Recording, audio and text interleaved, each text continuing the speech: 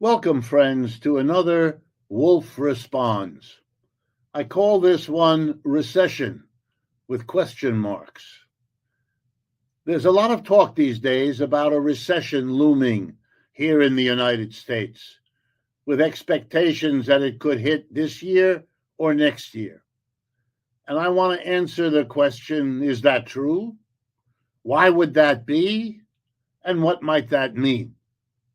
Because it's going to affect everyone. I was about to say, if it happens, it will. It's only really a question of when. So let's start there. Capitalist economic systems crash. We have so many words for it: downturn, recession, depression, crisis, collapse, meltdown. I could go on and on. And you know why we have all those words?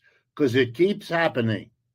Wherever capitalism as a system has settled, and that has been the whole world over the last 300 years, wherever it is, on the average, every 4 to 7 years, boom, down it goes. Suddenly, large numbers of people lose their job. Large numbers of businesses go bankrupt, go belly up. Many more cut back, lay off workers, hold back on orders. It's a real mess. Not only do people lose their jobs, but of course, if they lose the jobs and if the businesses go out, the taxes that the government gets from individuals and businesses, those dry up too. So just as the private sector, business and workers, are in trouble, the government, which is supposed to help them, is short of money and often doesn't do much for them, except if it's a real doozy of a depression.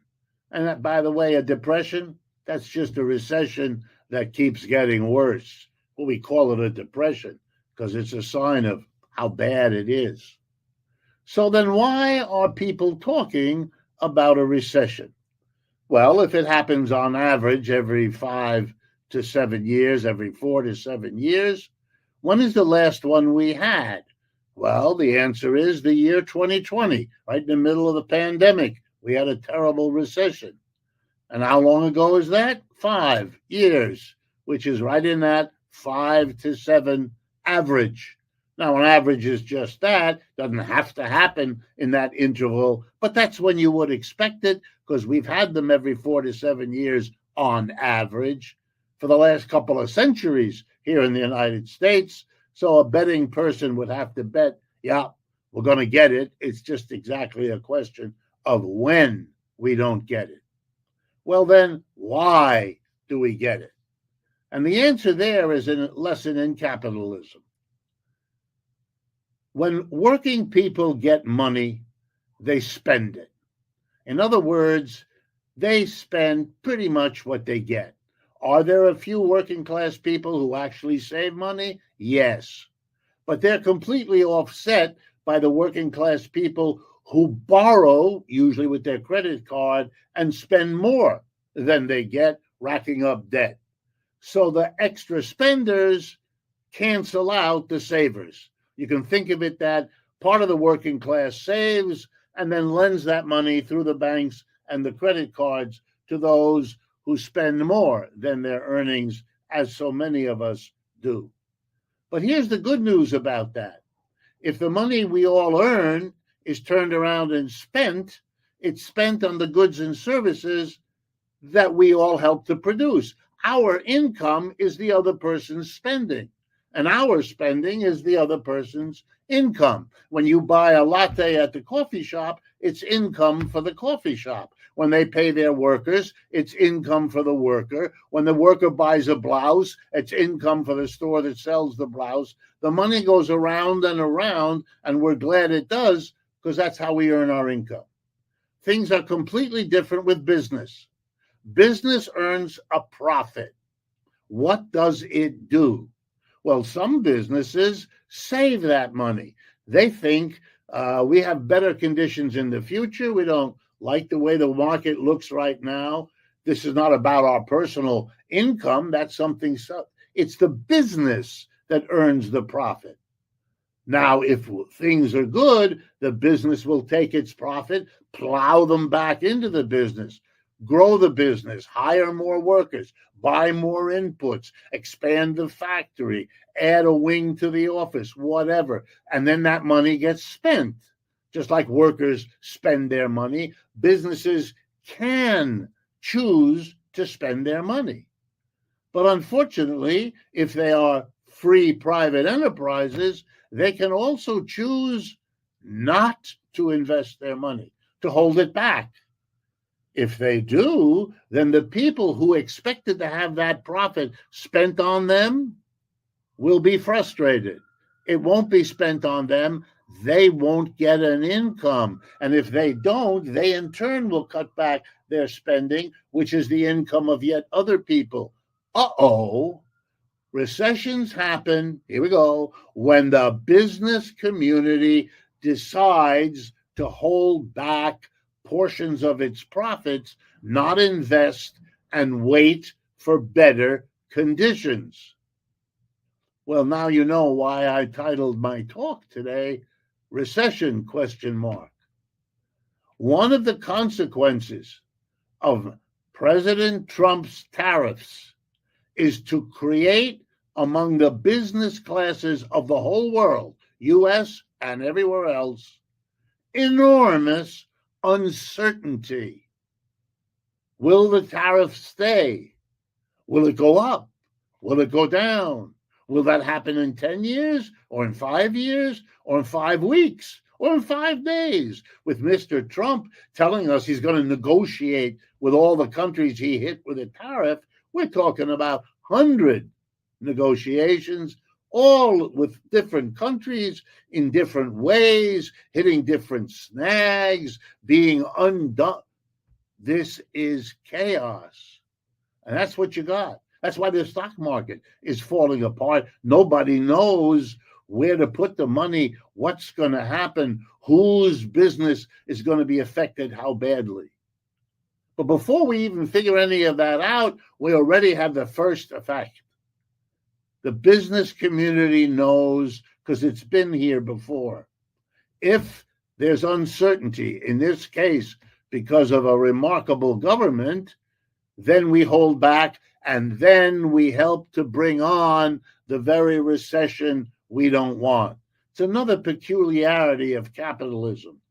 Everybody hates recessions. Nobody wants recessions, and we have one every 4 to 7 years. Strike you as a system with a problem? Good, you've understood it. We face a recession now. And by the way, with the tariffs, which will likely push up the prices of things, because that's what a tariff is. It's a tax. So you got to pay for the object that comes in from abroad, plus give Uncle Sam the tariff tax on top of it. So we might have rising prices and inflation and a recession at the same time. And that's called a stagflation. And you'll see reports in the newspapers about stagnant economy, that's a recession, and inflation, and it's combined to make a stagflation. Here's the bottom line. Capitalism is an unstable system. Mr. Trump is reacting to the instability of capitalism when he thinks the United States needs a better situation, which it does, and he's going to get one at the world's expense. That's not going to likely work out real well. The rest of the world is not going to sit by and help the United States at its own expense. We wouldn't take all that kindly if they asked us. They're not going to take it kindly as we press them to do it. So the instability is our problem. And the effort of Mr. Trump is a desperate effort to muscle your way to get us through this bad instability moment. Is it possible that what he's doing will work? Yes, it's possible. Long shot, low odds, but it's possible. You know what's much more likely? That it won't work, and that we will be looking back on Mr. Trump the way we look back on the 10, 20 years before him, during which every president, Clintons, Bushes, Obamas, all of them, promised to bring manufacturing back to America. None of them did it. None of them achieved it. Mr. Trump is going further, taking bigger risks, angering more and more of the world, which could come back to haunt us. Will it be enough? I don't think so. Will it avoid recession? Absolutely not. It's only a question of when. And if that sounds horrible, and if it sounds horrible that we are so unstable that we have them every 4 to 7 years to disrupt our lives, then understand your problem with that is a problem with the capitalist system. You don't deal with the system, you will not solve the problem. The last 300 years prove it. If interventions like this strike you as useful, please share them with your friends, your coworkers, your neighbors. That's why we produce them. And of course, if you can help us defray the costs of doing this, that would be enormously appreciated as well. Thank you.